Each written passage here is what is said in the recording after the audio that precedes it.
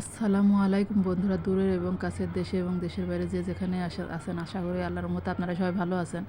আর আপনাদের দয়া আল্লাহর মতো আমিও ভালো আছি। আমি সাবিনা, আমার চ্যানেল সাবিনাতে আপনাদের সবাইকে স্বাগতম। আর আমার চ্যানেল সাবিনাতে নতুন এক ভিডিও নিয়ে আপনাদের মাঝে হাজির হলাম। এখানে আমি উস্তে চচ্চড়ি করব মাছ ছাড়া। তো উস্তেটা কেটে নিয়েছি, আলু আর উস্তে কুচি কুচি করে ভাজির মতো করে কেটে নিয়েছি। আর এখানে জিয়েল মাছ ভুনা করব। তো এখানে মশলা কেটে নিয়েছি, কারণ মাছ ভুনার মধ্যে টমেটো দেবো, সেজন্য টমেটো কুচি করে নিয়েছি, পিস কুচি করে নিয়েছি, আর রসুন ইয়ে করে নিয়েছি। তো এখানে মাছটা ভুনা করছি, কারণ মাছটা ভুনা করার এর আগে দেখাইছি, এই জন্য এখন আর দেখাবো না পুরাটা। আর এখানে আমি তেল দিয়ে দিয়েছি, তার ভিতরে পেঁয়াজ আর রসুন দিয়ে দিয়েছি। উস্তেটা চচ্চড়ি করবো সেই জন্য। আর আমি কিভাবে করে আমার সাথে থেকে শুরু থেকে দেখতে থাকুন। আর আরেকটা কথা বন্ধুরা, আমাদের বাংলাদেশে এক বিপদ না যেতে যেতে না যেতে আর এক বিপদ চলে এসেছে।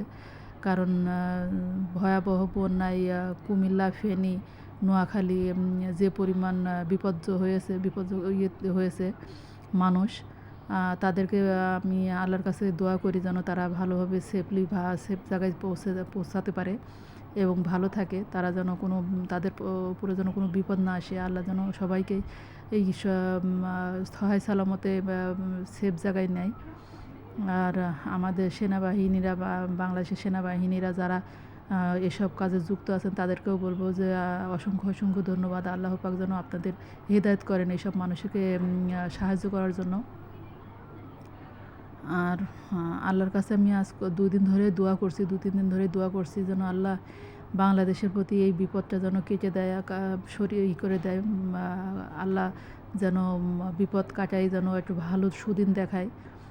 কারণ একটা বিপদ দেখে মানুষ এমনিতেই মানসিকভাবে ভেঙে আছে। আর আরেকটা বিপদ সামনে এসেছে, এটা নিয়ে মানুষ কীভাবে ওভারকাম করতে পারবে জানি না। তবে আল্লাহ পাকের কাছে বলবো, আল্লাহ তুমি সহায়তা করো।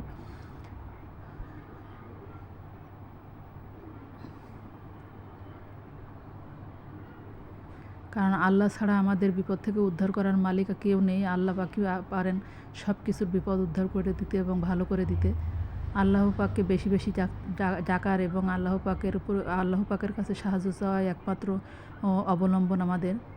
কারণ আল্লাহ ছাড়া আমাদের সাহায্য করার মতো, হয়তো মানুষ নিজের জান প্রাণ দিয়ে সাহায্য করবেন, সেটাও আল্লাহ পাকের ইচ্ছাতেই। কারণ আল্লাহ পাক চাইলে সব কিছু করতে পারেন। আল্লাহ পাক চাইলে আমাদেরকে ভালো পজিশনে আনতে পারেন। আল্লাহ পাক চাইলেও খারাপ পজিশনে হয়তো আমরা পড়ে যেতে পারি, কিন্তু এটা সম্পূর্ণই আল্লাহ পাকের ইচ্ছা। আল্লাহ পাকে বলবো যে আল্লাহ তুমি সেভ করো তোমার মানুষদের, পৃথিবীর মানুষদের, দুনিয়ার মানুষদের।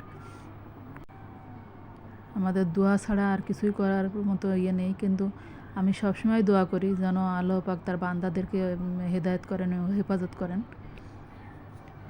যে যেখানে আছেন, যে যেখান থেকেই আছেন, সবাইকেই যেন হেফাজত করে আল্লাহ পাক।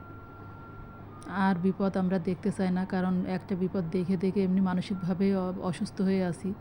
আর একটা বিপদ সামনে এসেছে, এখন এই বিপদ কীভাবে কাটানো যায় এটাই আল্লাহ পাকের কাছে চাওয়া।